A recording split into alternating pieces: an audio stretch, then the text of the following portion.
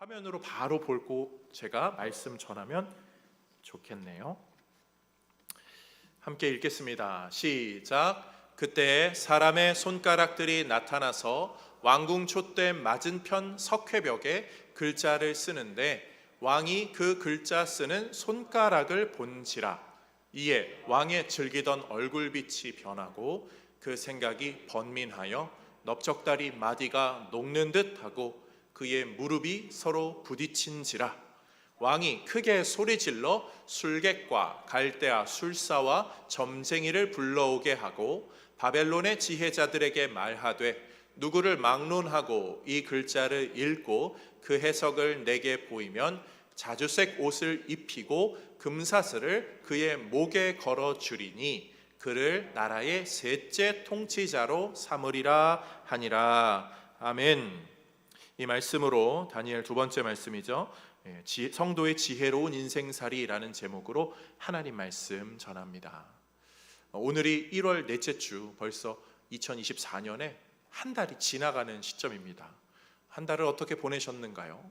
또 우리 한 달 동안에 사람들은 어떤 마음으로 삶을 살았을까 궁금함이 있어서 한 달간 사람들이 도서 구매 근황이 어땠는가, 어떤 책이 가장 인기 있었나 한번 보았어요. 그랬더니 여전히 역시나 자기계발서가 가장 또 많았고요. 또 그와 함께 많이 사람들이 구매한 것이 영어 교재였습니다. 영어 공부해서 직장이나 아니면 진로 이런 것들 때문에 하시는 것. 그리고 또 하나 좀 약간 이런 것 사람들이 관심 역시 많구나 하면서도 또 재밌었던 게 투자에 관련된 책, 요 부류가 있더라고요. 근데 셋 다 그런 거죠. 미래에 대해서 더 잘 살고 싶은 마음으로 준비하는 것. 사람은 다 잘 살고 싶어 해요. 여기 계신 모든 분들은요, 다 잘 살고 싶어 합니다. 그런 마음들 다들 있으시죠? 내숭 떨지 않으셔도 돼요. 저도 진짜 잘 살고 싶거든요. 더 잘 살고 싶어요. 그래서 저는 그런 기도 제목 목사도 합니다. 잘 살게 해달라고요. 우리 성도님들 잘 살게 해드리는 것, 그것도 저의 기도 제목이에요. 올 한 해 더 잘 사실 수 있기를 주님의 이름으로 축복드립니다. 하나님이 복에 복을 더하여 주셔서 정말 하나님만이 주실 수 있는 복이 특별히 임하여서 건강의 복, 물질의 복, 관계의 복, 모든 영역, 사업장, 직장의 모든 계획에, 그리고 모든 시험들에 하나님께서 주시는 복과 은혜가 우리를 끌어당기는 역사 가득하기를 주님의 이름으로 축복드립니다. 그래서 우리도 잘 살려면요, 지혜가 있어야 하죠. 사람들이 지혜를 구하려고 그렇게 책을 사보듯이 우리도 지혜가 있어야 합니다. 그리고 그 지혜는 성경에서 우리는 잘 발견하게 되죠. 인생을 지혜롭게 살게 하는 구절 중에 가장 유명한 구절은 전도서 7장 2절 말씀이죠. 함께 읽어볼게요. 초상집에 가는 것이 잔치집에 가는 것보다 나으니 모든 사람의 끝이 이와 같이 됨이라. 산자는 이것을 그의 마음에 둘지어다. 아멘. 초상집 가는 거 정말 중요해요. 사실 죽음을 좀 마주하고 죽음을 보고 죽음을 생각하고 염두에 두는 것 자체가 사람의 인생에 참 지혜로운 방법이에요. 과거를 어떻게 살아왔는지 돌아보게 되고요. 그리고 미래에 내가 어떻게 될지 한 번 더 생각하게 되고 그것을 위해서 내가 현재 어떻게 살아가고 있는지를 점검하게 되는 것이 이 초상집, 이 죽음, 마지막 그런 것과 관련된 내용들입니다. 그래서 그런 내용들을 가까이 하고 좀 염두에 두는 것은 너무나 귀한 일이에요. 그런 면에서 오늘 본문이 사실 우리에게 조금 중요합니다. 오늘 본문은요, 이 벨사살이라는 왕의 그 마지막 날 있었던 일이에요. 근데 벨사살이라는 왕의 마지막 날 정도가 아니라 바벨론이라는 나라의 마지막 날이거든요. 한 사람의 그런 초상에 관련된 것이 아니라 그 나라의 마지막 지점에 있었던 일이기 때문에 우리가 이 부분을 잘 살펴보면 우리의 인생 전체적으로 또 하나님께서 주시는 지혜로운 방법이 무엇인지를 좀 아실 수 있을 것 같아요. 오늘 본문의 이야기는 굳이 자세하게 이야기하지 않아도 잘 아시는 내용. 벨사살이 1000명의 귀족들을 모아놓고 잔치를 벌입니다. 그리고 거기서 흥청망청 먹고 놀고 있는데 손가락이 나타나 벽에다 글을 씁니다. 메네 데겔 우바르신 탁 쓰게 되죠. 아무도 해석을 못해요. 어떻게 해석합니까? 다니엘을 부릅시다. 다니엘이 와서 그거를 해석합니다. 하나님께서 나라를 쪼개실 것입니다. 그리고 그날 저녁 이 벨사살은 죽게 되고 이 바벨론은 멸망하게 되죠. 그 역사의 그 기적의 해석이 있는 것 바로 이후에 그런 일이 벌어져요. 하루아침의 멸망 정도가 아니라 그냥 하룻밤 사이에, 저녁 때는 먹고 마셨는데 그 간밤에 이 나라가 완전히 뒤집어진 이야기, 오늘 본문의 이야기입니다. 이 사건을요, 오늘 본문 5장의 바로 직전 4장의 마지막 구절은 이런 가르침으로 참 멋지게 정리해 놓더라고요.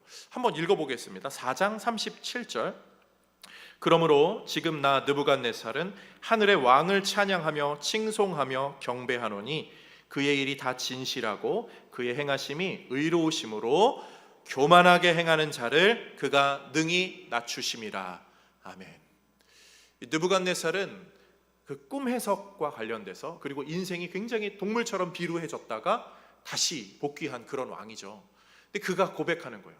하나님이 교만한 자를 낮추시더라. 그 인생의 깊은 철학과 사상이 담긴 고백이 딱 그 이 절이거든요. 이 한 문장. 그런데 이 벨사살 왕이 이게 없었던 거죠. 이 한 문장이 마음에 남질 않았던 거예요. 왕이, 그 선대 왕이 정말 귀하게 조언해 줬는데, 남겨주었는데 그 이야기가 전혀 남지 않았던 것, 그게 벨사살의 패착이고 바벨론 나라의 아주 큰 안타까운 슬픔의 한 지점인 거죠. 그 한 문장이 우리의 마음속에도 있어야 합니다. 사실 이 세상 사람들이요, 그렇게 책을 사보고 뭐 강의를 듣고 하는 이유는 그 한 문장 때문이다라고 해도 과언이 아니에요. 인생의 모토가 있잖아요. 어떠한 나를 정말 뒤흔든, 나의 마음을 크게 울린 그 한 문장, 그 한 단어, 사람들은 거기에 굉장히 갈급해요. 그리고 그 문장을 만나면 그렇게 인생이 기쁘고 삶이 변화하게 되죠. 삶의 방향이 바뀌게 돼요. 정신이 번쩍 들어서 이렇게 살지 말아야지 하면서 새로운 삶을 살게 되는 거, 그 한 문장을 탁 만나고 발견한 사람들이 보여주는 모습입니다. 그런 면에서 우리가 사실 그러한 마음으로 예배하고 있죠. 우리가 신앙생활하면서 예배를 늘 드리지만 우리의 마음에는요, 항상 예배자리에 탁 들어가시면서 그런 기도 제목, 하나님 저 오늘 은혜 받게 해주세요. 한 단어라도, 한 문장이라도 하나님이 나의 마음을 때리시고 나의 마음에 심어주시면 그 말씀이 나의 삶의 새로운 역사로 일어나게 될 줄로 믿습니다. 그 말씀 나 듣고 싶어요. 그 간절함으로 나오고 그것으로 은혜 받고 변화하는 우리 모두가 되기를 주님의 이름으로 축복드립니다. 오늘 그 말씀의 은혜를 사모하면서 성도가 지혜로운 인생살이가 어떻게 되는가, 세 가지 내용을 살펴보겠습니다. 첫 번째로요, 성도는 하나님을 의식하며 살아야 돼요. 하나님을 의식하는 것 너무나 중요하죠. 오늘 본문 1절 말씀 읽어보겠습니다. 1절 말씀, 벨사살 왕이 그의 귀족 1000명을 위하여 큰 잔치를 베풀고 그 1000명 앞에서 술을 마시니라. 아멘. 고대 기록은요, 약간 이렇게 1000명 이렇게 끊어서 표현을 합니다. 딱 1000명이어서가 아니라 그만큼 대단하다라는 것을 함께 표현하는 그런 표현법이에요. 엄청난 규모죠. 왜 벨사살 왕이 1000명의 귀족들을 그날 저녁에 다 이렇게 모아놨을까요? 그리고 잔치를 왜 벌였을까요? 여기에는 역사적인 이해가 조금 있어야 돼요. 역사 이야기라 조금 안 맞는 분들은 지루할 수 있지만 간략하게 설명하면 이렇습니다. 4장에 나오는 느부갓네살 왕이 있어요. 바벨론의 엄청 통치를 잘한 왕이에요. 그런데 그 왕이 죽고 아들에게 왕위를 물려주는데 이 왕위의 역할을 제대로 감당 못해요. 그래서 이 사촌 형제, 이복 형제가 척사를 해버립니다. 그리고 그가 왕이 되는데, 왕이 됐지만 이 사람도 그렇게 왕 통치를 잘 못하고 오래 못하고 금방 죽어요. 그러고 나서 아들이 또 받게 되는데요, 이 아들이 또 시원찮은 거죠. 그러니까 다른 세력이 이 왕을 축출시켜 버립니다. 그리고 축출시켰던 사람이 나보니두스라는 왕인데, 이 나보니두스 왕도 축출시키는 거는 잘하는데 실제로 왕의 통치를 잘 못하는 거예요. 그래서 여기저기 그냥 돌아다니면서 살게 되고요, 실제로는 그의 아들 벨사살이 실권자로, 실제로는 왕의 역할을 하는 거죠. 그러면서 이 바벨론을 다스리게 됩니다. 그런데 느부갓네살 이후에 이 변화의 기간이 그렇게 길지가 않아요. 근데 길지 않은 시간 동안에 정권이 막 여러 번 바뀌고, 또 지금 왕은 왕의 역할을 하지도 않고, 실제로 왕의 역할을 하는 사람은 진짜 왕이 아니고 왕의 대원자 아니면 뭐 두 번째 권세자 정도 되면은 어떤 현상이 벌어지냐면 이 막 쿠데타가 많으면 기존 귀족 세력들이 힘을 더 얻어갑니다. 왕의 그 강력한 왕권이 흔들리는 거죠.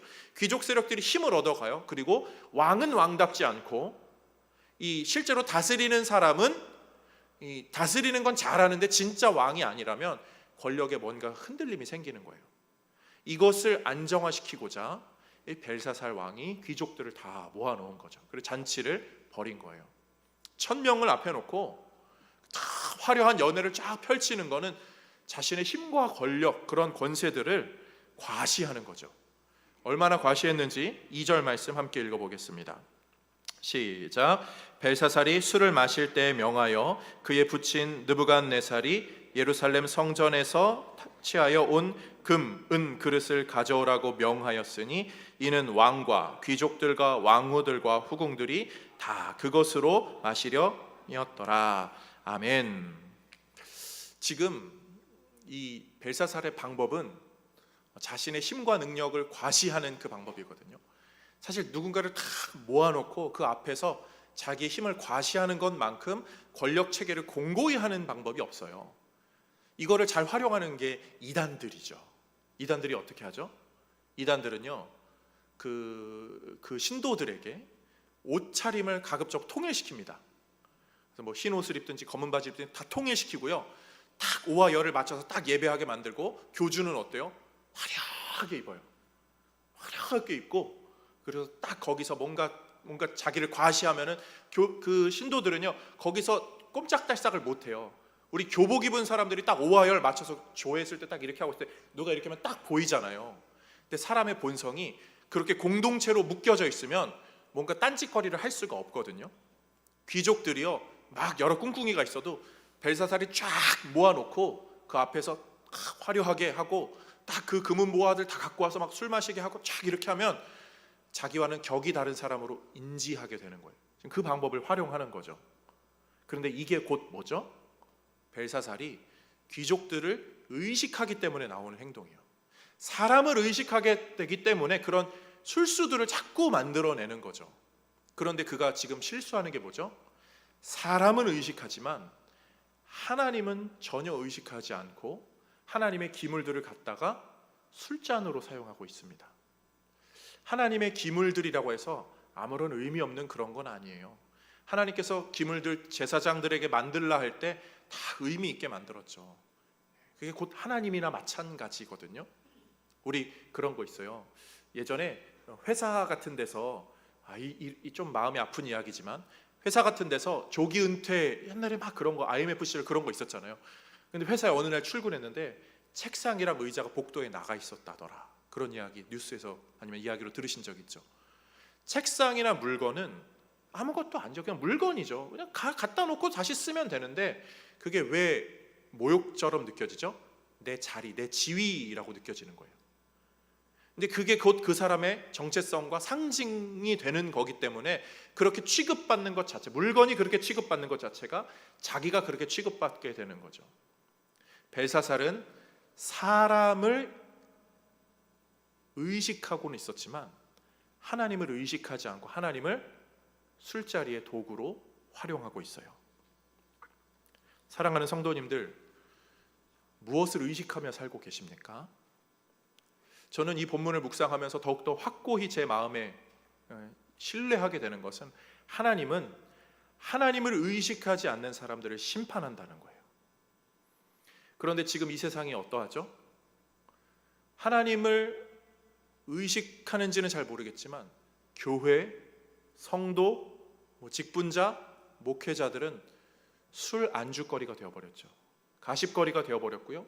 기자들은 그것을 이슈로 막 터뜨려가지고 사람들에게 이렇게 저렇게 더 자극적인 걸로 만들어내는 그런 하찮은 기물 취급을 당하고 있어요.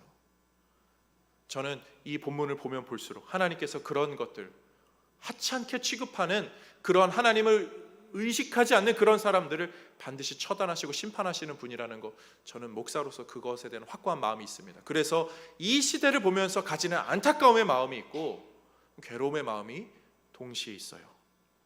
그런데 그게 이 시대를 향한 마음만 됩니까?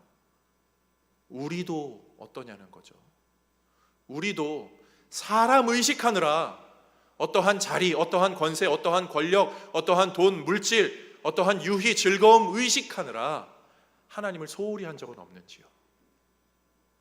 오늘 이 경고의 말씀을 중엄하게 받아들일 수 있고 또 그 말씀에 빗대어서 하나님, 제가 하나님을 더 의식하는 신앙으로 살게 하여 주옵소서 고백할 수 있는 우리 모두가 되기를 주님의 이름으로 간절히 소망합니다.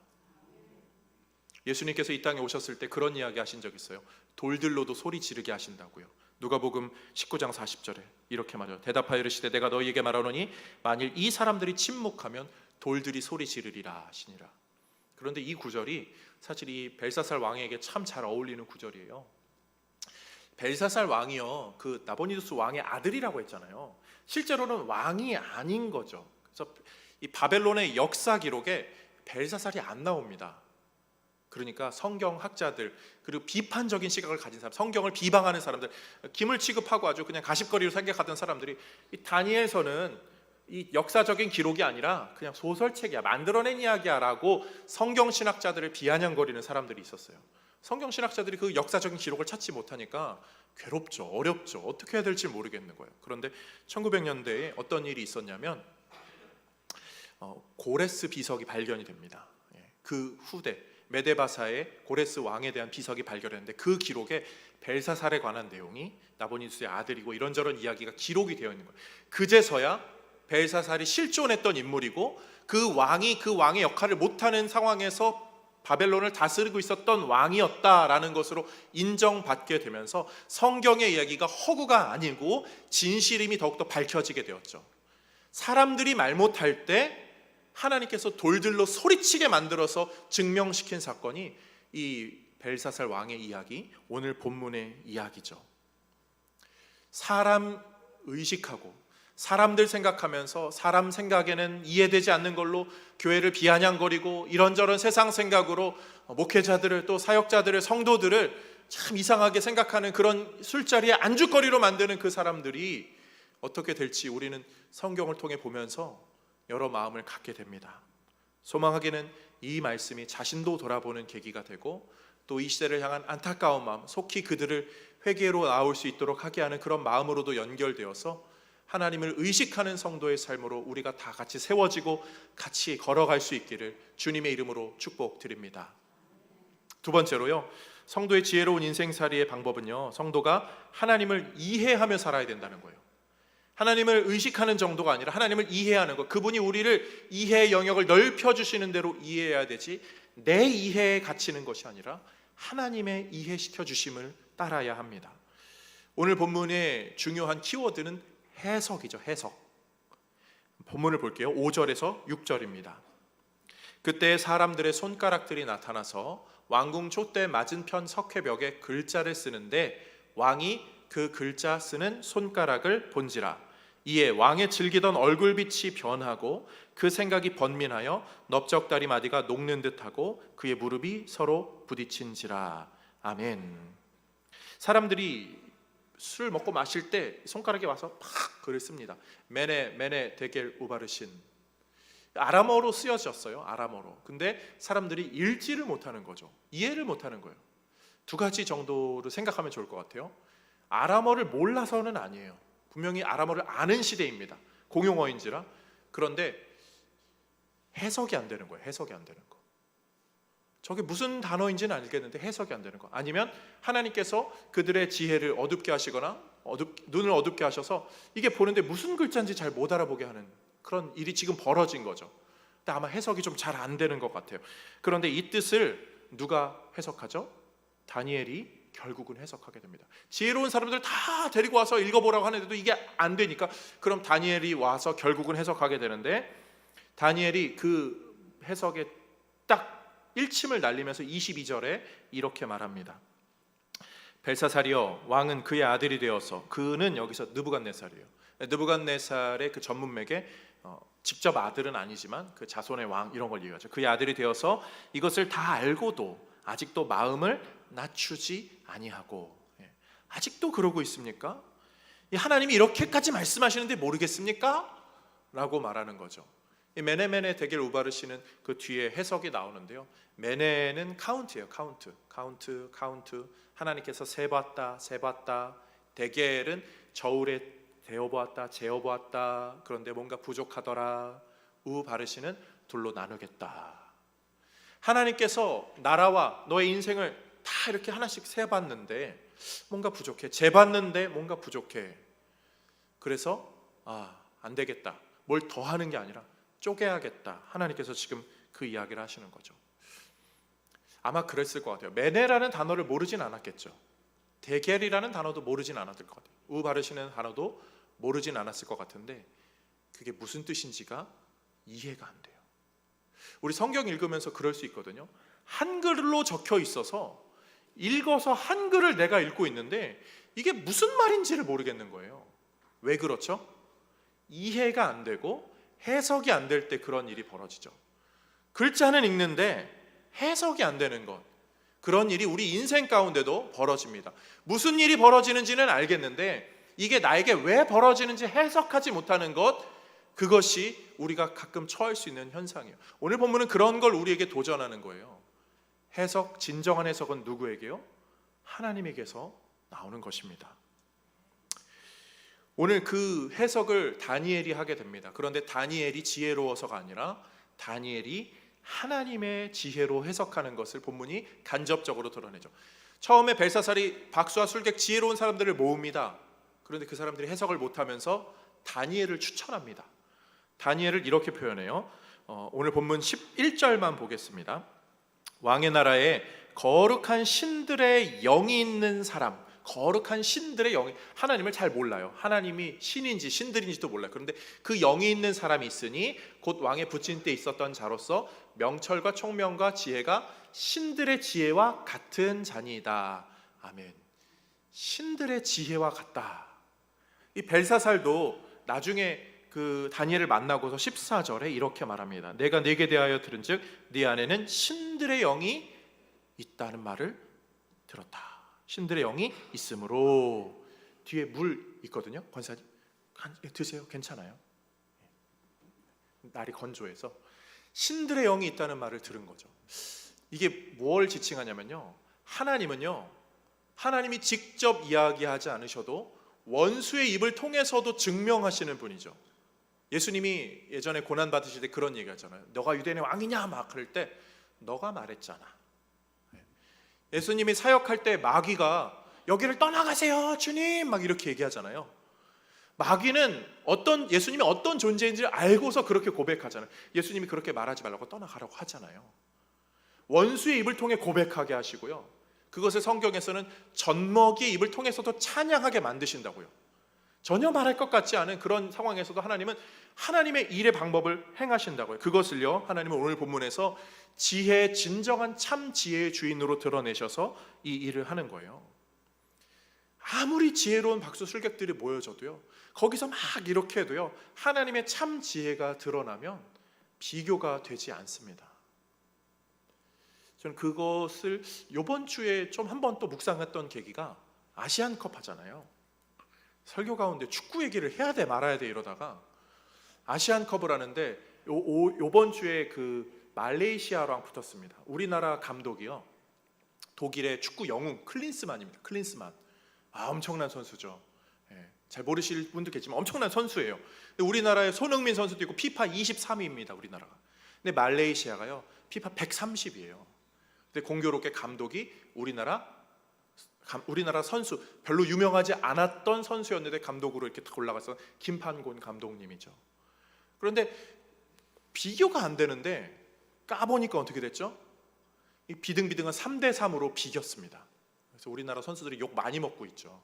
클린스만은 그 클린즈만 한다고 할 줄 안다고 이렇게 막 사람들이 희화만 죄송합니다.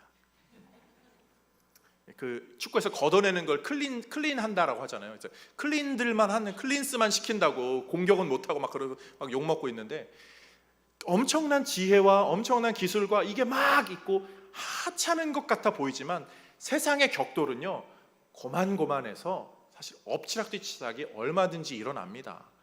우리는 그것에 주눅들 필요 없어요. 실상 우리가 기억해야 되는 것은 하나님의 지혜가 훨씬 더 높으시다는 거예요. 그분의 지혜가 드러나면요, 우리 인생에 해석이 안 될 게 없고 우리가 바라보는 시야가 넓어지고, 이 문제와 고난 때문에 전전긍긍하던 게, 이게 이 고난이 아니라 나에게는 도약 지점이구나, 나에게는 이 점핑, 이 도약대구나 하면서 더 담대함으로 인생을 살아갈 수 있게 되죠. 그게 우리가 하나님을 이해 신앙으로 나아가는 지점입니다. 성도는요, 내 이해가 전부가 아니라 하나님이 이해시켜 주셔야지만 제가 삽니다 라고 고백해야 돼요. 나는 이해가 안 되는데, 근데 그게 하나님이 이해시켜 주시면 이런 일이구나 라고 이해가 되죠. 그것을 예수님께서 가능시켜 주시겠다고 하시면서 보낸 것이 성령이에요. 그래서 우리의 기독교 신앙에는 성령 하나님의 역할이 너무 중요해요. 성령이 알게 하시고 깨닫게 하시는 거예요. 성령이요, 우리에게 오셔서 우리를 변화시키고 알게 하시고 깨닫게 하십니다. 그래서 그 깨달음이 얼마나 대단한지, 저런 사람도 예수 믿어? 이렇게까지 돼요. 교회 신앙생활 하시다 보면 그런 사람들 있잖아요. 저 집사님 진짜 인격이 정말, 저러면서도 무슨 신자라고 성도라고 할 수, 집사라고 할 수 있어? 하는 생각이 들 수도 있거든요. 그런데 그런 사람도 신앙 갖게 된 게 기적이죠. 역으로 생각하셔요. 그게 기적인데, 그게 왜 가능하죠? 그 철옹성과 같은 그 가슴에 성령께서 이해의 문을 열어주셔서 결코 신앙이 안 들어갈 것 같은 그 사람의 마음속에 신앙이 들어간 거예요. 그래서 그 사람이 변해서 어떻게 되는지 아세요?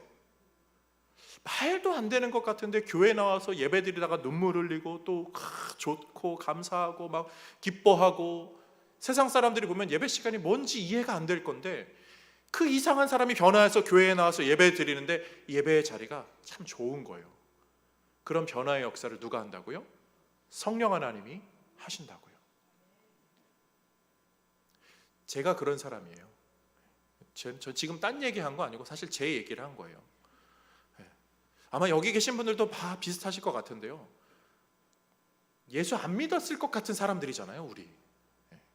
그런데 하나님이 은혜 주시고 마음 열어주시고 어떠한 계기와 사건들을 통해서 하나님을 알게 하셔서 기도도 하게 하시고 예배도 드리게 하시고 은혜도 받게 하세요. 그게 하나님이 우리의 이해 문을 열어주셨던 결과입니다. 그것을 올해 우리는 조금 더 집중하고자 좀 더 모이자고 하는 거예요. 구역들로 모이고 소그룹으로 모이고 전도회로 모이고 두세 사람이 모이고 그냥 친한 사람들끼리 모여서 다른 거 말고 성령을 구하시자고요. 성령 하나님 우리의 모임 가운데 임하시고 이끌어 주셔서 우리가 세상의 이해로는 해결되지 않는 문제들을 하나님께서 도와주시는 은혜로 헤쳐나가게 하여 주옵소서. 그러한 은혜의 걸음들을 걷는 우리 모두가 되기를 간절히 소망합니다. 세상은요, 현상을 주목해요. 현상. 이런 일이 벌어집니다. 저렇게 대비하십시오. 저런 일이 벌어집니다. 저렇게 대비하십시오. 현상에 따라서 살라고 합니다. 그런데 하나님은요, 현상이 아니라 현상 이면에 있는 것을 우리로 하여금 해석하라고, 성령으로 해석하게 하면서 너희들이 이 현상 때문에 좌지우지되고 경거망동하고 발 동동 굴고 이게 아니라 이게 왜 일어나는지를 알고 무릎으로 나와라, 예배로 나와라, 영적으로 준비되라. 하나님은 우리를 그렇게 이끌어 가시죠. 왜요?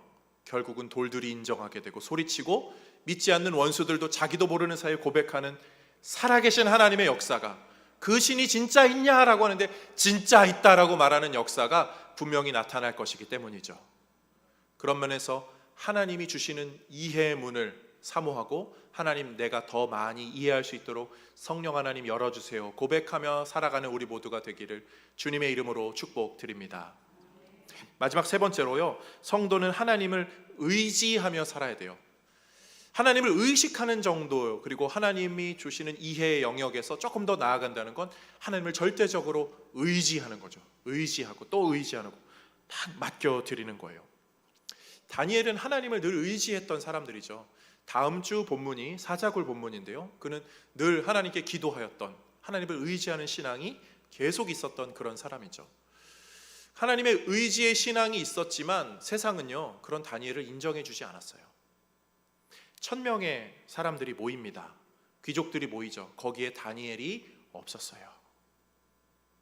그리고 그 손이 나타나서 글자를 막 씁니다. 그 누가 좀 해석하면 좋겠다, 좀 똑똑한 사람, 지혜자들, 박수 술객들 다 좀 모아봐 했을 때 다니엘은 거기 없었어요. 이미 역사의 뒤안길로, 이미 뒷방 늙은이가 된, 그리고 그 왕도 사람들도 별로 인정하지 않는 자리에 다니엘은 그렇게 놓여져 있는 거였죠. 그러나 어떻게 됐습니까? 그 가장 지혜로운 사람들이 더 지혜로운 사람이 다니엘임을 인정하면서 그가 드러나게 되죠. 역사의 1등석 1면으로 착 올라가게 됩니다. 하나님을 의지하고 있던 다니엘을 하나님께서는 버리지 않으시고 그를 다시 역사의 주인공으로 올려주셨어요. 하나님은 여전히 자신이 건재하다, 그리고 내가 지혜를 준 이 사람이 건재하다는 것을 이 사건으로 증명하였죠. 하나님을 의지하는 신앙, 다니엘의 신앙, 그리고 그를 결코 버리지 않으시고 여전히 필요할 때 사용하시는 하나님의 은혜가 우리 모두에게도 있기를 주님의 이름으로 축복드립니다. 올 한 해 하나님을 의지할 때 때로는 내가 세상에서는 뒤로 밀린 것 같을지라도 하나님께서 하나님의 때에 하나님의 기회와 방법으로 우리를 사용하실 줄로 믿습니다. 그 사람은요, 세상이 두렵지 않아요. 어떤 일이 벌어진다고 또 뒤로 밀린다고 그것이 불안하지도 않고 오히려 담대하게 하나님을 기다릴 수 있죠. 오늘 본문을 이 성경 신학자들이 해석을 하는데 저는 좀 이게 재미난 해석이었던 것 같은데, 한 신학자들은 이렇게 이야기를 해요. 이 갈대아의 박수와 술객들이 메네메네 데겔 우바르신을 보면서 이 신적 계시를 전혀 모르지는 않았을 거다. 어쩌면 좀 알 수도 있었을 거다. 세어보고 이렇게 절로 재보고 했는데 쪼개졌는데 이게 나라가 쪼개지는 건가라는 그런 것을 아마 알 수도 있었을 것이다. 그런데 알고는 있어도 결코 입으로 꺼낼 수 말할 수는 없었을 것이다. 이렇게 해석을 하는 분들도 있어요. 왜 그러냐면 사실 1000명의 그 귀족들, 권세자들 앞에서, 그리고 그 권력자 왕 앞에서 나라가 쪼개집니다, 나라 망합니다, 이런 이야기 어떻게 해요? 반역이잖아요. 저 메데 바사가 결국 이 나라를 쪼개뜨릴 겁니다. 반역이잖아요. 말 못하잖아요. 목숨 거는 거잖아요. 근데 그거를 다니엘은 그냥 하는 거예요. 하나님이 주시는 메시지는 그냥 그의 생명 걸고 말하게 되는 거죠. 하나님 의지하는 사람이, 왕 의지하는 사람이 아니라 하나님 의지하는 사람, 그게 다니엘의 신앙이었습니다.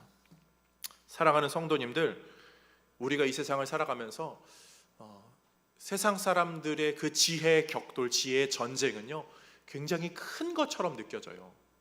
그런데 하나님보다 크시지 않죠.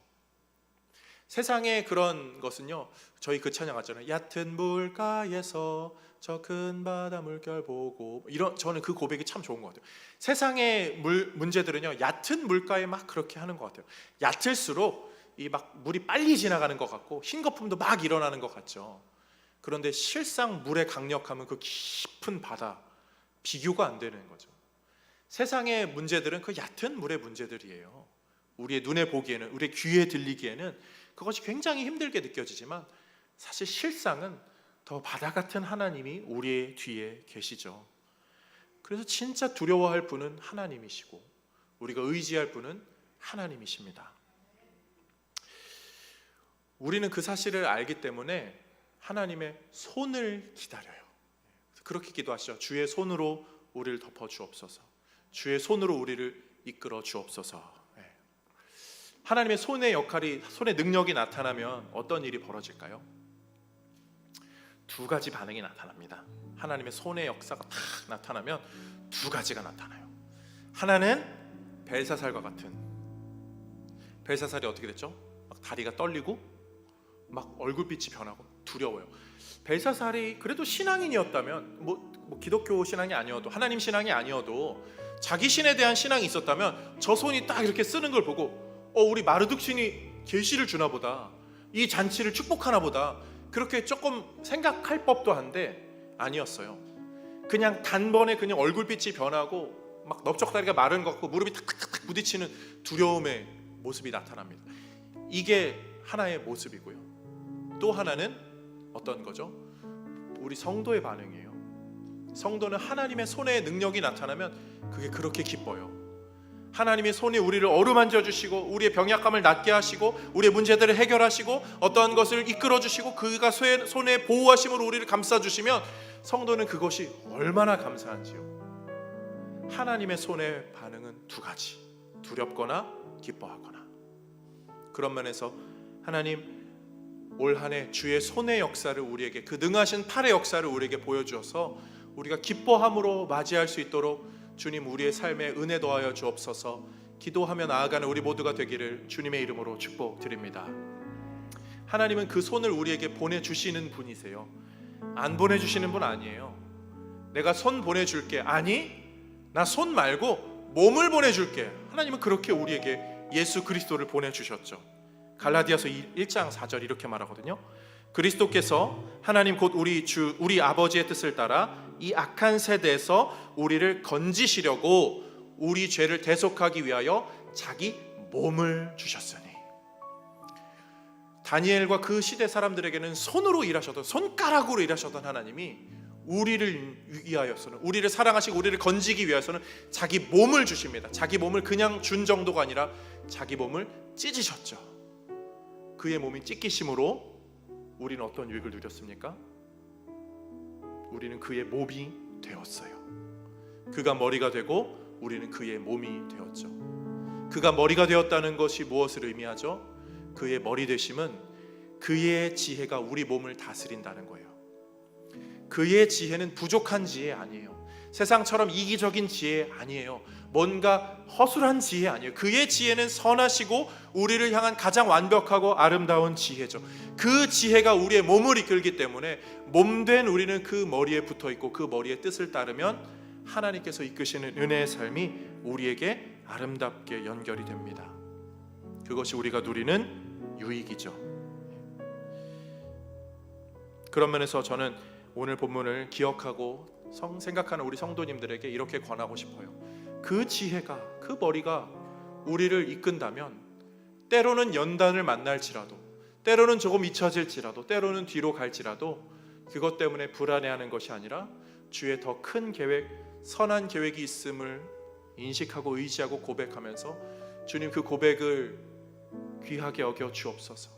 그 신앙으로 우리를 이끌어 주옵소서. 우리의 삶을 주께 내어 맡길 수 있는 우리 모든 성도님들 되시기를 간절히 소망합니다. 아울러 조금 더 권면드립니다. 우리의 삶의 모든 주권을 하나님께 내어 맡기세요. 그분의 지혜에 내어 맡기세요. 그분의 해석에 내어 맡기고 그분이 우리의 구주이심을 늘 확인하시고 고백하세요. 주님 나를 구하시죠? 주님 나를 사랑하시죠? 나는 주님을 믿습니다.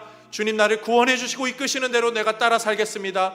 예수를 구주로 믿고 고백하고 시인하는 역사가 우리 모두에게 있기를 원합니다.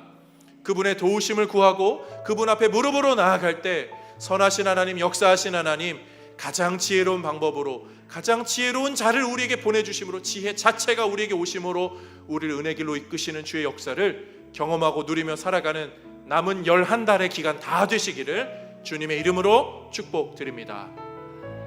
우리 함께 찬양으로 좀 신앙 고백하면 좋겠습니다. 우리 예전에 좀 많이 불렀는데요, 요즘은 잘 안 불렀던 것 같아요. 예전에 저는 권사님들이 많이 불렀던 기억이 있어요. 험한 십자가 능력 있네. 목적도 없이 나는 방황했네. 소망도 없이 살았네. 소망도 없이 살았네. 그때의 못자국 난 그 손길, 그때의 못자국 난 그 손길, 나에게 새 생명 주셨네. 나에게 새 생명 주셨네. 험한 십자가 능력 있네. 험한 십자가에 능력 있네. 거기서 나의 삶이 변했네. 찬양하리 주 이름, 찬양하리 주 이름, 영원히 주의 십자가 능력 있네. 주의 십자가 능력 있네. 나는 믿네. 갈고리 언덕 십자가 나는 믿네. 그 누가 뭐라 해도, 그 누가 뭐라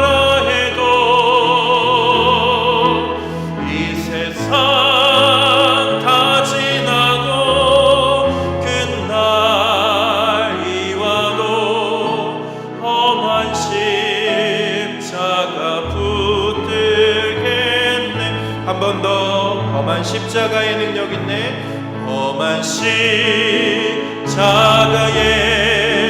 능력 있네. 거기서 나의 삶이, 거기서 나의 삶이 변했네. 찬양하리 주이를, 찬양하리 주이를 영원히. 험한 주의 십자가, 주의 십자가 능력 있네. 나는 믿네, 나는 믿네. 갈보리 언덕 십자가, 나는 믿네. 그 누가 뭐라 해도 이 세상 다 지나고 그날이 와도 험한 십자가 붙들겠네. 잠시 기도합시다. 사랑하는 성도님들, 인생의 초상집들 가보시잖아요. 수많은 인생의 태어남과 죽음을 우리는 보면서 무엇을 생각하고 계십니까? 수많은 태어남과 죽음이 우리에게 주는 도전은 뭐죠? 이 세상의 마지막은, 인생의 끝은 어떻게 될 것인가? 그 어느 누구도 확실한 대답 줄 수 없어도 우리는 그 대답을 알죠. 십자가의 도가 멸망하는 자들에게는 미련한 것이요, 구원을 받는 우리에게는 하나님의 능력이라. 사도 바울의 이 고백을 기억하세요. 사람들은 여기에 뭐가 있는지 잘 모르고, 여기에 뭐가 있는지를 봐도 그들은 해석하지 못해요. 교회를 봐도, 성경을 봐도, 성경을 좀 안다, 지식이 좀 있다 해도 그들은 이해하지 못해요.